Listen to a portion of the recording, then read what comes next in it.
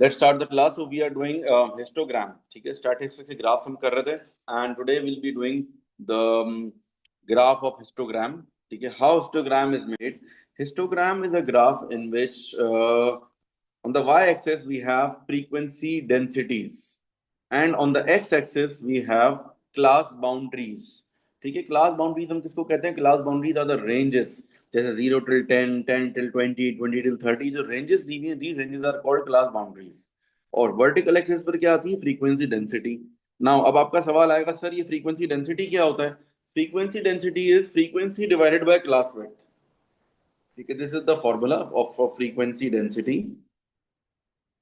Frequency density is equals to frequency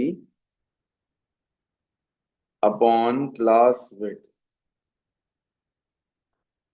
ठीक है, frequency upon class width. अब हमारी फ्रीक्वेंसी कितनी है? 10 है।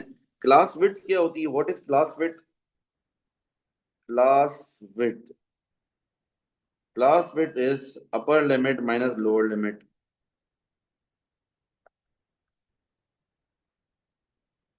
Upper limit minus lower limit. अब देखो क्लास विड्थ कितनी हो जाएगी? 10 माइनस 0 यानी कि 10 हो गया। 20 माइनस 10 अगेन 10।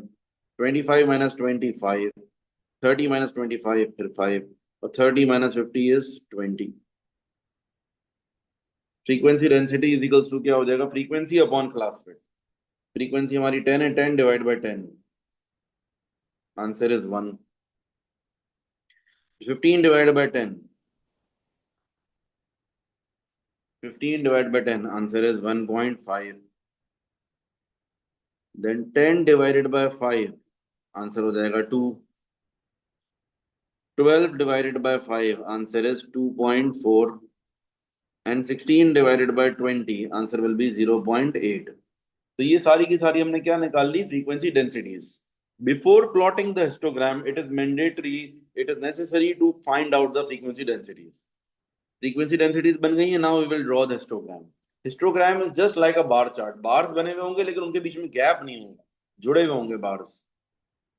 ठीक है, 0 से लेकर 10 तक के लिए विल मेक अ बार, एक बार बनाएंगे हम। फ्रीक्वेंसी डेंसिटी 1 प्लॉट हो जाएगी। 10 से लेकर 20 तक के लिए वी विल प्लॉट 1.5।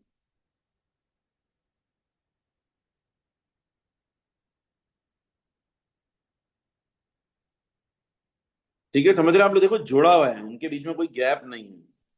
20 से 30 के लिए हमारा क्या होगा? 20 से 25 के लिए 2 हो जाएगी फ्रीक्वेंसी डेंसिटी।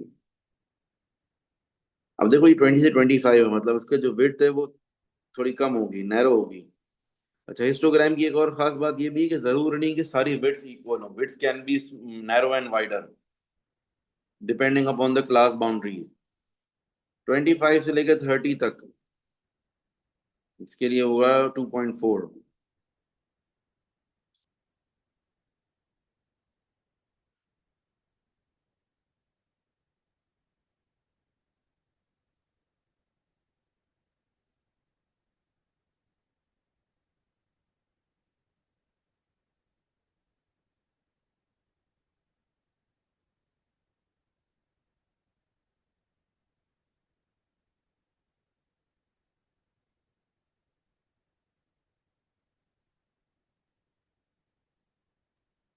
और 30 से लेकर 50 तक के लिए 0.8।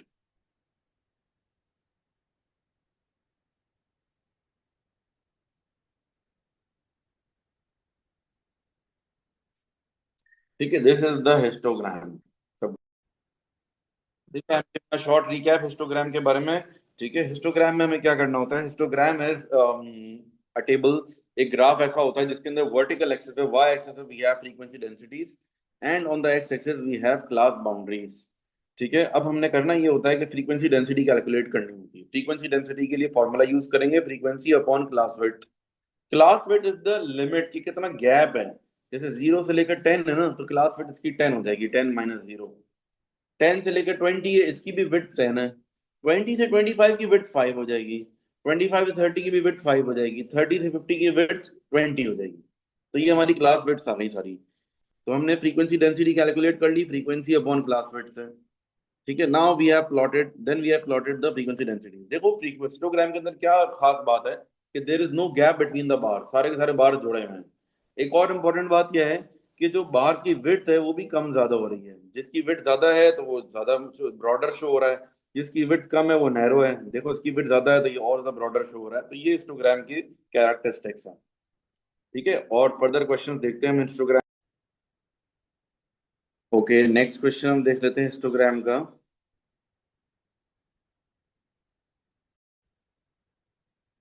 We have another question, question number 38। इसके अंदर भी हमारे पास हिस्टोग्राम है बट हाफ पार्शियली ड्रॉ हुआ हुआ है, आधा हिस्टोग्राम ड्रॉ हुआ है, रिमेनिंग हमें खुद ड्रॉ करना है।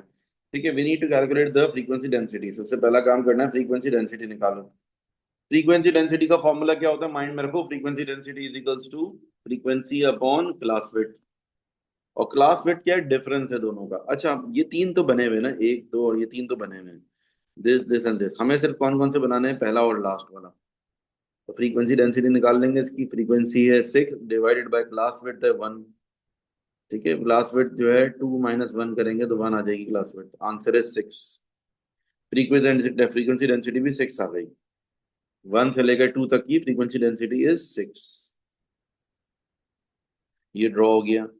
फिर 6 से लेकर 8 तक क्लास विड्थ इसकी आ जाएगी 2, 4 divided by 2, answer is 2। Frequency density आ गई 2।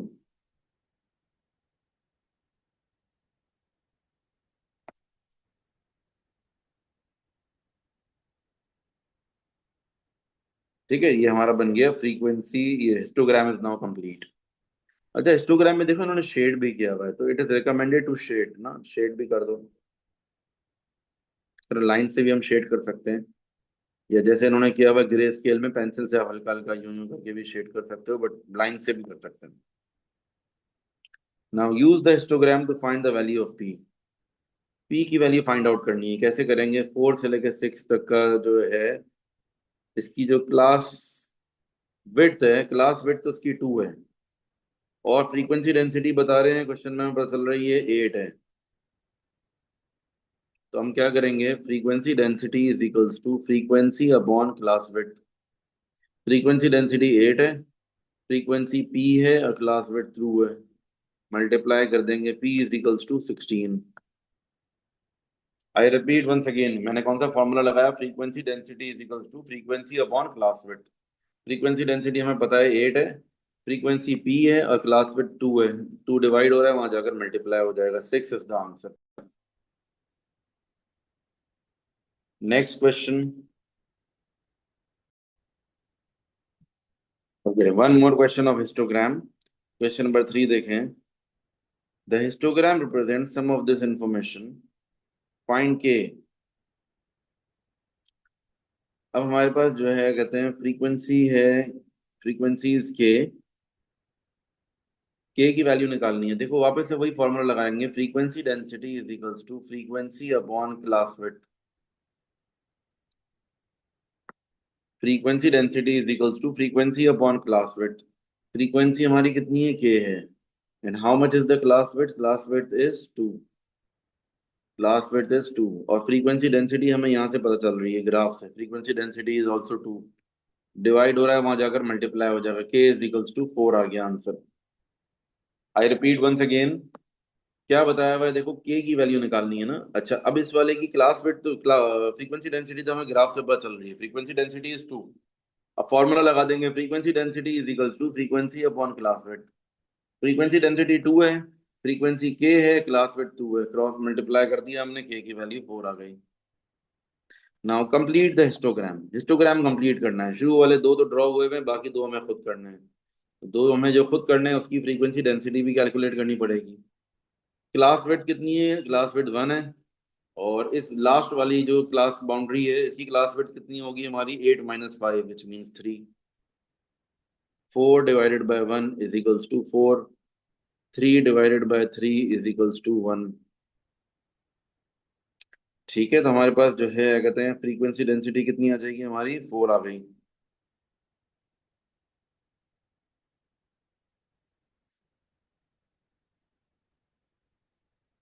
और यहाँ पर 5 टिल 8 की फ्रीक्वेंसी डेंसिटी क्या होगी, 1 होगी।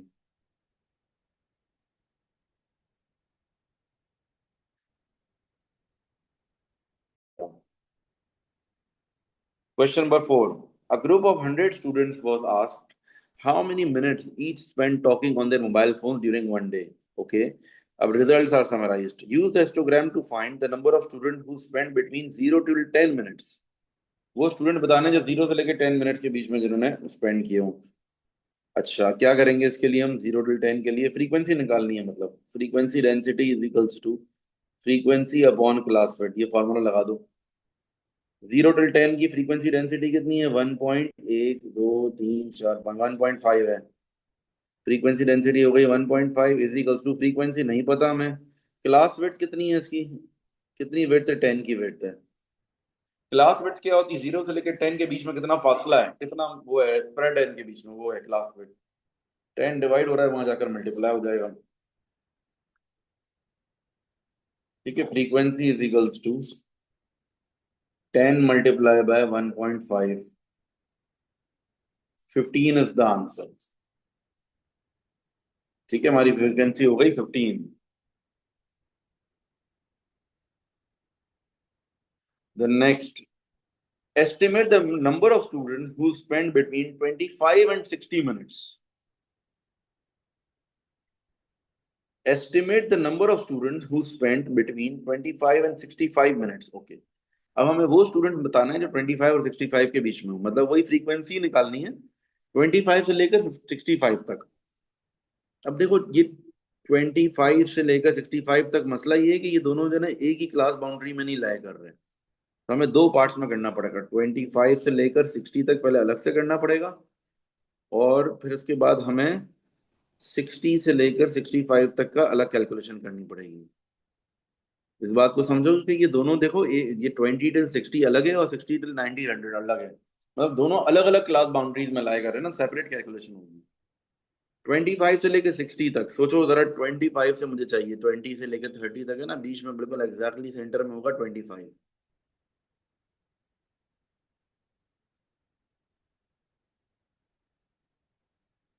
ये होगा 25, 25 से लेकर 60 तक, यानी कि कितना हो गया डिफरेंस? 35 का डिफरेंस हो गया। अब फ्रीक्वेंसी का फॉर्मूला आपको पता है ना, फ्रीक्वेंसी इज इक्वल्स टू क्या होता है? अगर हम वहां ले जाएं फ्रीक्वेंसी जैसे कि ये frequency density is equals to frequency upon class width होती है, इसका मतलब फ्रीक्वेंसी का फॉर्मूला क्या बन गया? Frequency density multiply by class width. Divide हो रहा है, वहां जाकर क्या हो जाएगा? मल्टीप्लाई। ठीक है ना, फ्रीक्वेंसी का फॉर्मूला क्या बन गया? Frequency density multiply by class width. अब फ्रीक्वेंसी डेंसिटी हमारी कितनी है? 35। इसमें फ्रीक्वेंसी डेंसिटी कितनी है आपकी? ये 0.6। 35 मल्टीप्लाई बाय 0.6, और इसकी क्लास विड्थ कितनी है? 5 है। 5 मल्टीप्लाई बाय इसकी फ्रीक्वेंसी डेंसिटी कितनी होगी? 1.2। दोनों को अलग अलग कैलकुलेट करेंगे, फिर ऐड कर लेंगे हम। 35 मल्टीप्लाई बाय 0.6, 35 मल्टीप्लाई बाय 0.6 करें, क्या होगा आंसर?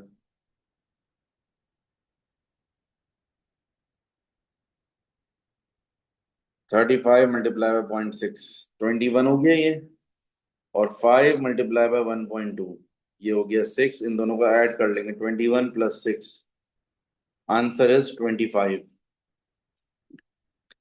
ठीक है, आई रिपीट वंस अगेन, गौर से मेरी बात सुने। कैसे करेंगे हम उसको? देखो, जब हमें फ्रीक्वेंसी निकालनी होती है, अब हिस्टोग्राम बना हुआ है और रिवर्स वर्किंग करनी है, फ्रीक्वेंसी निकालनी है।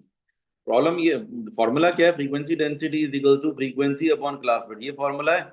इसको जरा रीअरेंज कर लो, क्लास विड्थ डिवाइड हो रही है, वहां जाकर मल्टीप्लाई हो जाएगी। तो frequency is equals to frequency density multiply by class width, ये फॉर्मूला बन गया हमारा नया। अच्छा, इन्होंने बोला हुआ था 25 से लेकर 65 तक। प्रॉब्लम ये है कि ये दोनों अलग अलग क्लास बाउंड्रीज में लाया कर रहे हैं। देखो, 25 से लेकर 65 तक एक ही क्लास बाउंड्री में नहीं है, 25 से लेकर 60 तक एक में है, और 60 से लेकर 65 वाला अलग में है, तो दोनों को सेपरेट कैलकुलेट करना पड़ेगा। 25 से लेकर 60 तक मेरे पास क्लास विड्थ है 35, और फ्रीक्वेंसी डेंसिटी 0.6, 21 आंसर आ गया। 60 से 65 की क्लास विड्थ है 5, और फ्रीक्वेंसी डेंसिटी 1.2, तो आंसर आ गया 6। दोनों को ऐड कर लेंगे तो 27 is the final answer. In an experiment, with a group of snails. The distance moved in 1 minute by each snail was recorded. Okay. Use the histogram to find the value of p. Use the histogram to find the value of p. कैसे निकालेंगे p की value? p is the frequency ना, तो frequency का formula वापस वही लगा लेंगे, frequency density multiply by class width. ठीक है ना, ओरिजिनली फॉर्मूला तो फ्रीक्वेंसी डेंसिटी का होता है, फ्रीक्वेंसी अपॉन क्लास विड्थ। तो बस को वहां भेज देंगे, तो frequency is equal to frequency density multiply by class width. अब ये पी वाले की जो फ्रीक्वेंसी है 5 till 7 वाले की फ्रीक्वेंसी डेंसिटी कितनी है? 8 है। और क्लास विड्थ कितनी है इसकी? 2 है। Class width is 2। Answer will B 16। ठीक है, देन कंप्लीट द हिस्टोग्राम। अब हिस्टोग्राम को कंप्लीट करना है। हिस्टोग्राम में कौन कौन से बने हुए? ये तीनों बने हुए ऑलरेडी, पहला और आखिरी हमें बनाना है। फ्रीक्वेंसी डेंसिटी कैलकुलेट करो, frequency upon class width. Class width इसकी 1 है, 6 ही हो गया ये, 2 से लेके 3 तक के लिए 6।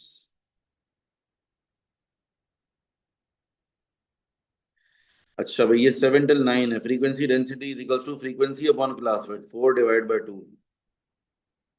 Answer is 2। 7 till 9 के लिए आ जाएगा आंसर 2।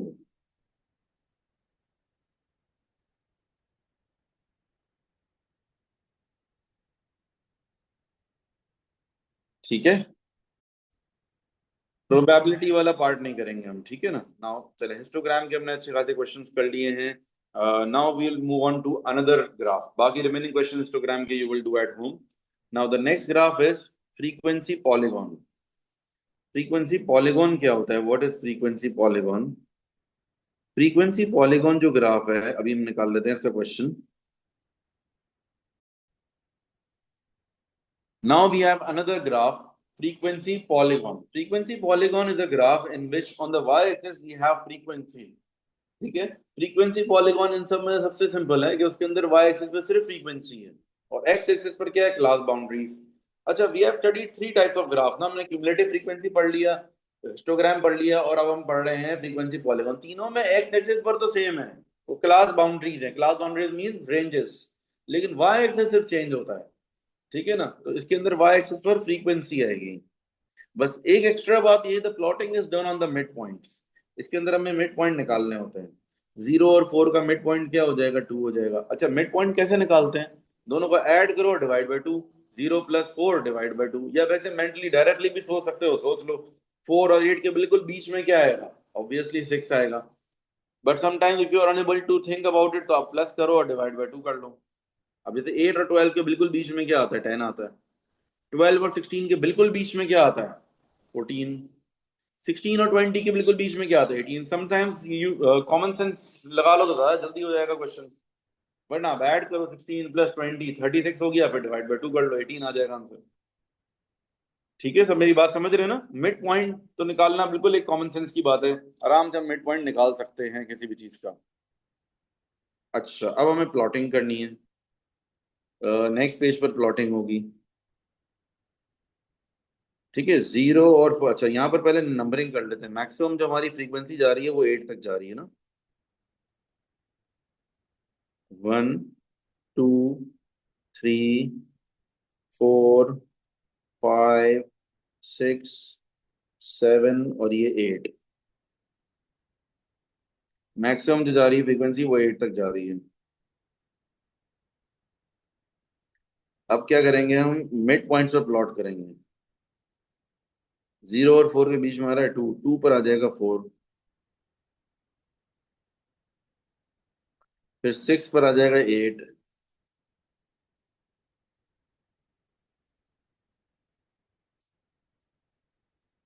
फिर उसके बाद 10 पर आएगा 7,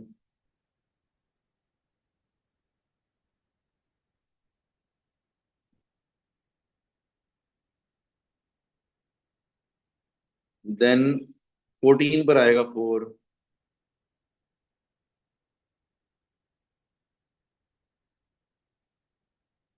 देन 20 पर आएगा 18, नो 18 पर आएगा, सॉरी 18 पर आएगा 2। ये सारे क्रॉस क्रॉस बन गए, और ये पॉलीगॉन है। पॉलीगॉन मतलब स्ट्रेट लाइंस बनेंगी इसमें। ठीक है ना। पॉलीगॉन में स्ट्रेट लाइंस होती हैं, स्केल से बनेंगे, सारे स्केल से ज्वाइन होंगे।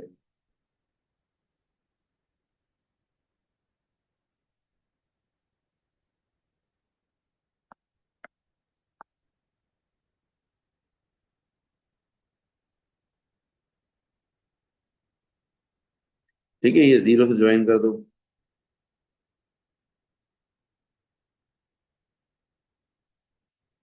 ठीक है, ये हो गया हमारा पॉलीगॉन। इसको कहते हैं पॉलीगॉन। पॉलीगॉन कोई भी स्ट्रेट लाइन से जब बनता है ना, वो पॉलीगॉन होता है। इसको लाइन ग्राफ भी कहते हैं वैसे।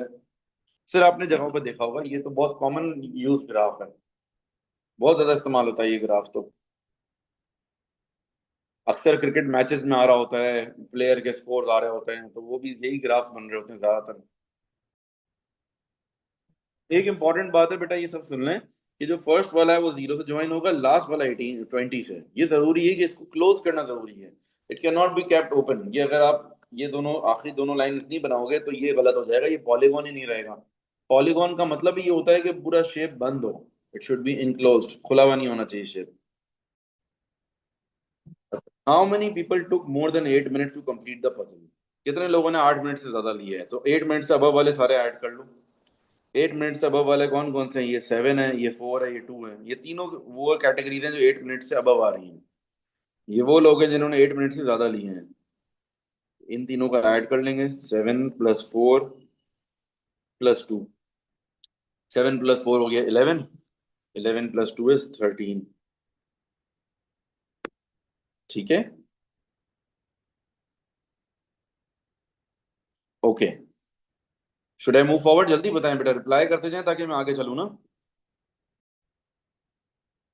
Okay, explain. Imran says the longest time to complete the puzzle was 20 minutes. Explain why he may not be correct.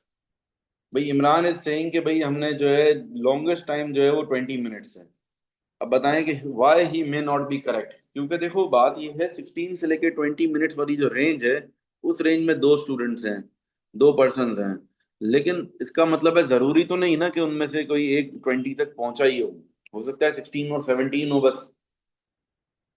16 और 18 हो, 17 और 18 हो, मतलब 16 से लेकर 20 की रेंज में there are only two people. So it is not like mandatory. ये कंफर्म बात तो नहीं है कि उनमें से किसी एक ने 20 मिनट लिए ही हों। तो मैं आंसर लिखवा रहा हूँ उसका। There are two people, two people in the range from 16 to 20। it it is not confirmed that any one of them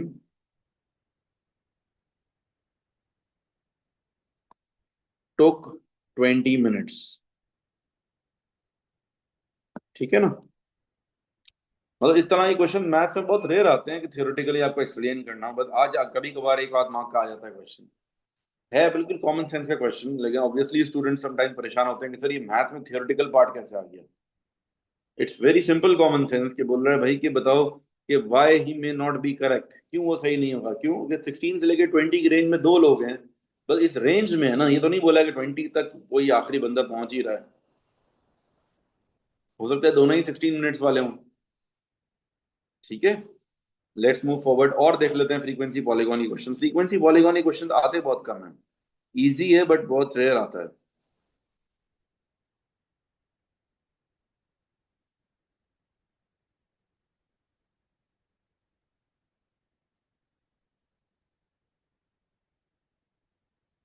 question number 12 देखें। Question 12 is again frequency polygon.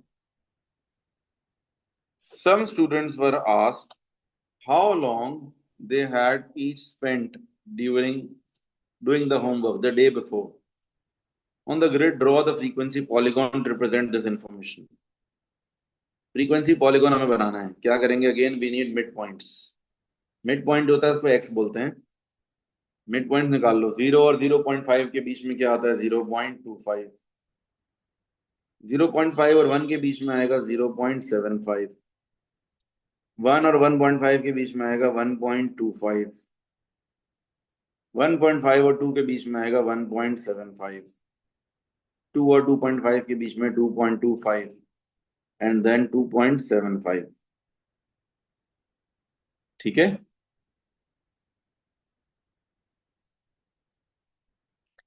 अब क्या करेंगे, वाई एक्सिस पर हमें चाहिए फ्रीक्वेंसीज, मैक्सिमम कहाँ तक जा रही है, 8 तक। 1, 2, 3, 4, 5, 6, 7 और ये हो गया 8। ठीक है।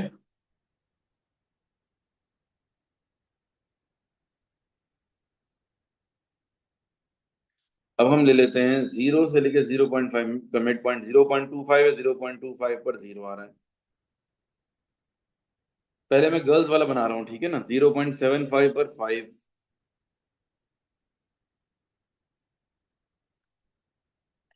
1.25 पर 8, फिर 1.75 पर 6,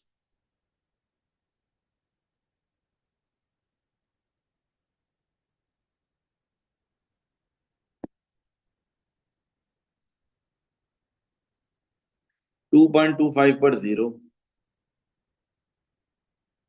और 2.75 पर 1। इन सबको ज्वाइन कर देंगे।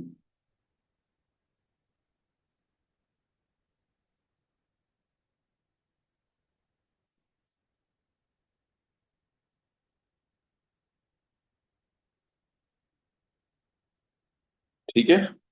अच्छा, अब भी क्या करना है, प्रॉब्लम ये है कि लास्ट में देखो ओपन है।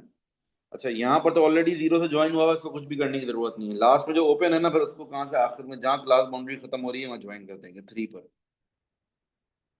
ठीक है, ये ग्राफ हमारा हो गया complete. This is for the girls. अब हम करेंगे बॉयज के लिए। 0.25 पर आ रहा है 3, 0.75 पर आएगा 5,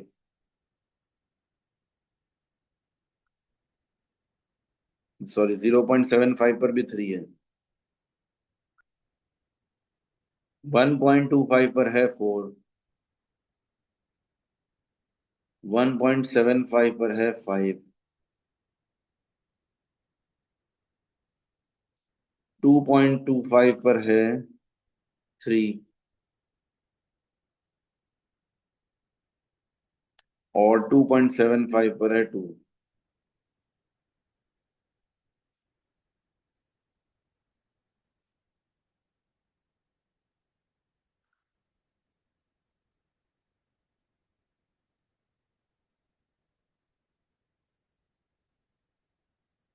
और जीरो से ज्वाइन कर देंगे।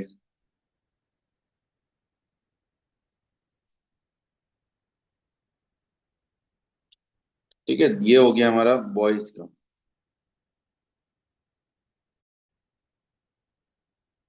Next question.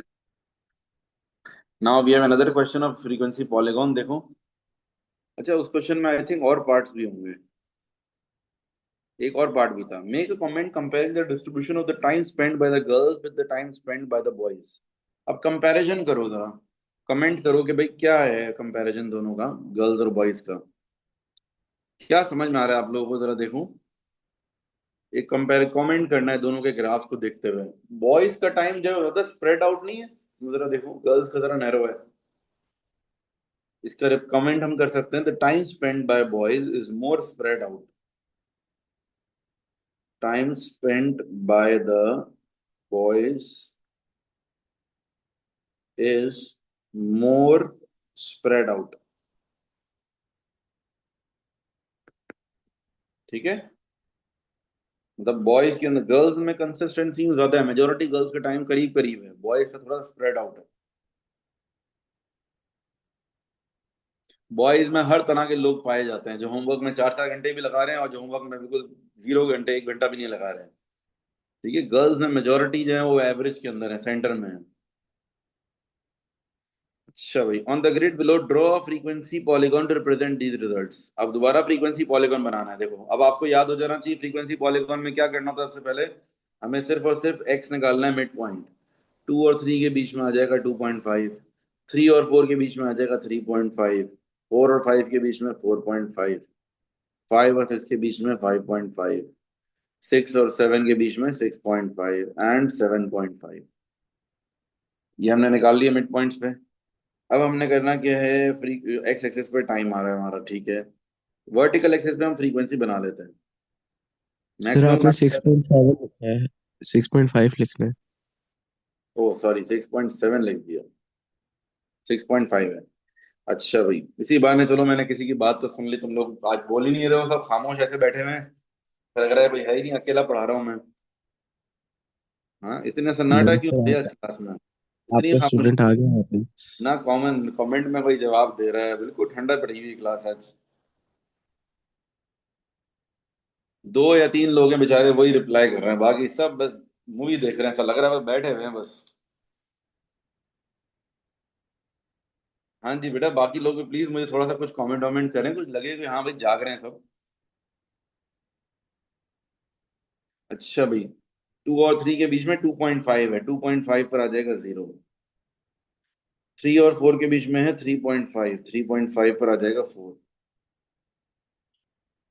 फोर और फाइव के बीच में 4.5, 4.5 पर आ जाएगा फाइव। फाइव और सिक्स के बीच में 5.5, 5.5 पर आ जाएगा थ्री। सिक्स और सेवन के बीच में 6.5, 6.5 पर आ जाएगा वन। और सेवन और एट के बीच में 7.5, 7.5 पर आ जाएगा जीरो। बस इन सबको ज्वाइन कर देंगे हम, फ्रीक्वेंसी पॉलीगॉन बन जाएगा।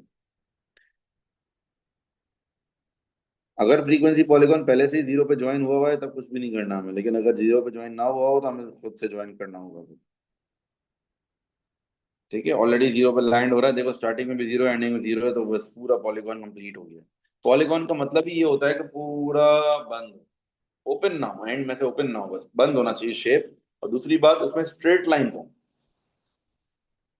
ठीक है, इसमें स्ट्रेट लाइन स्केल से बनेगा ये, it can not be made with free hand, rough drawing नहीं होगी, ठीक है। तो this topic is also done, दो चीजें हो गई हमारी। Now you will complete all the remaining questions of histogram and frequency polygon के, तो आपको बहुत कम ही दिखेंगे, हिस्टोग्राम के नजर आएंगे from both chapters, statistics graph one और टू, दोनों में से कोई फर्क नहीं है, सेम ही है सब कुछ। ठीक है, घर पे कंप्लीट करेंगे। स्टैटिस्टिक्स टॉपिक में अब से है ना, स्कैटर डायग्राम रह गया, बार चार्ट बाय चार्ट वगैरह रह गए, पाई चार्ट और बार चार्ट वगैरह रह गए, इंशाल्लाह नेक्स्ट क्लास हम करेंगे। ठीक है, that's it for today, Allah Hafiz.